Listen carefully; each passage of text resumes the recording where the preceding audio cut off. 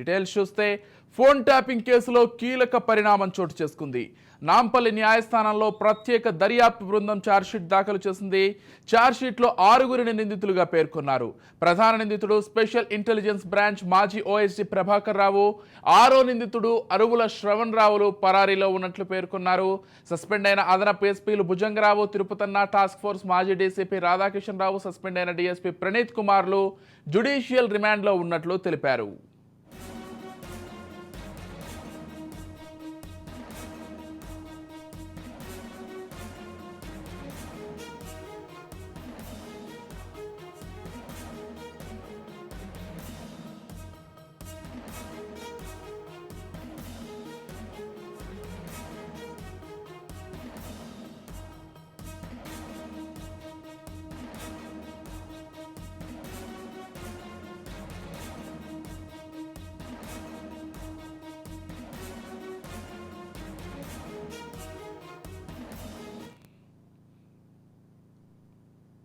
మొత్తం 69 మంది సాక్షుల వాంగ్మూలాలను ఛార్జ్షీట్లు నమోదు చేశారు.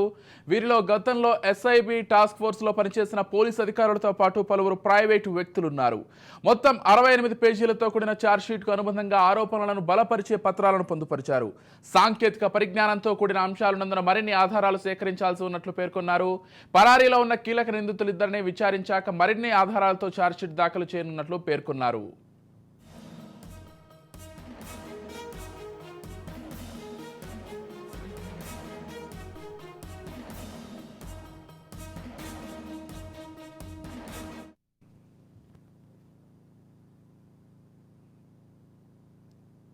తొలుత ఎస్ఐబిలో ఆధారాలు ధ్వంసమయ్యాయంటూ ఆ విభాగం అదనపు ఎస్పీ రమేష్ ఇచ్చిన ఫిర్యాదు మేరకు మార్చి 10న పంజాగుట్ట పోలీసులు కేసులు నమోదు చేశారు.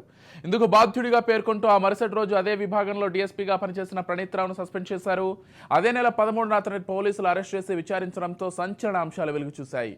కేసు ప్రాధాన్యం దృష్ట్యా Hyderabad west zone DCP Vijay Kumar నేతృత్వంలో సిట్ ఏర్పాటు చేయడంతో పాటు దర్యాప్తు అధికారిగా జూబ్లీహిల్స్ ఏసీపీ వెంకటగిరిని నియమించారు.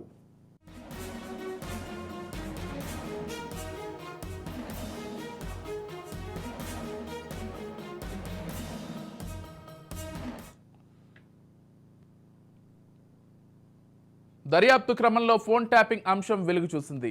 మిగిలిన నిందితుల పాత్రపై ప్రాథమిక ఆధారాలు లభించడంతో అరెస్ట్ చేశారు.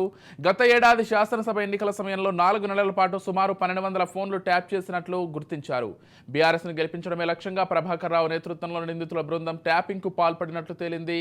ఈ క్రమంలోనే రాజకీయ నేతలు, జర్నలిస్టులతో పాటు జడ్జిల ఫోన్లను ట్యాప్ చేసినట్లు గుర్తించారు. ఇలా దర్యాప్తులో తేలిన అంశాల ఆధారంగా సరిగ్గా 3 నెలలకు ప్రాథమిక ఛార్జ్షీట్ దాఖలు చేశారు.